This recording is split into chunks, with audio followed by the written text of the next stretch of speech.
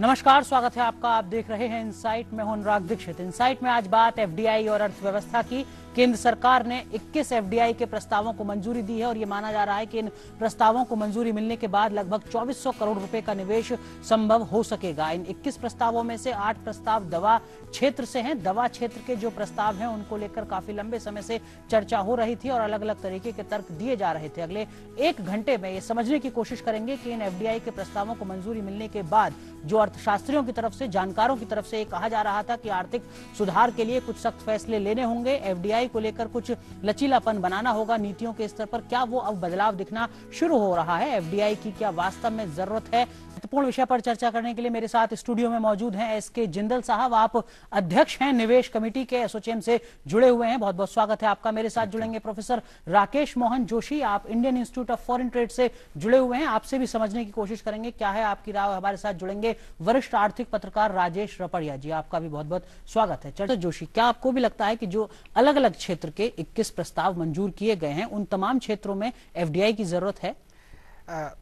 ये आज बहुत ही आपने इंटरेस्टिंग टॉपिक है।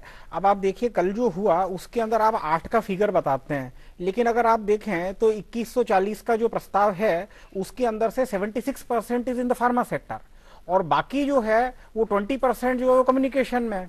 तो ऐसे मिला के और लगभग 4% सेक्टर ये जो दूसरे में 8 बनता है, बट इस 8 के अंदर से अगर आप देखते हैं तो it is pharma sector which is dominating और इसके अंदर 76% का है। और उसमें भी एक सिप्ला कंपनी है, उसका टोटल जो इन्वेस्टमेंट का फैसला उसमें 33% खाली सिप्ला का है। तो ये एक जरा इसमें देखने वाली बात है।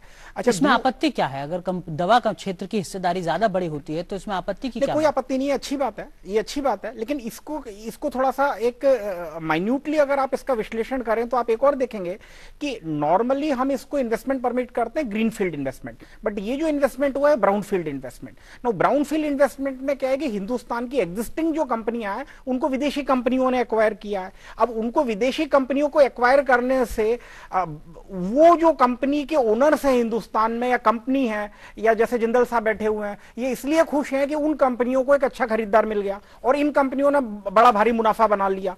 तो ये एक अच्छा उद्योग जगत के लिए एक अच्छा है।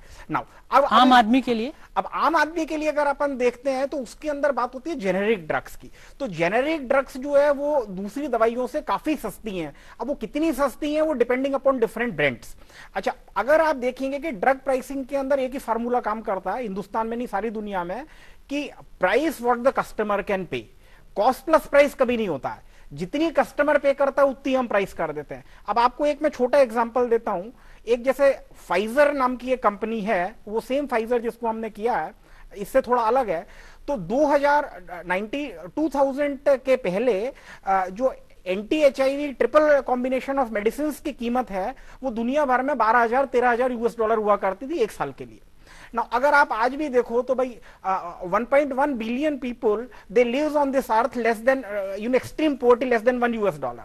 अभी आप देखेंगे इसके अंदर जो 12-13 हजार की कीमत थी वो एक हिंदुस्तानी company Cipla, incidentally again Cipla से उन्होंने $800 के अंदर जब इस दवा को बेचा तो 5 महीने की उसमें ड्यूरेशन में दवा की कीमत $12,000 से घट के और $800 आ गई।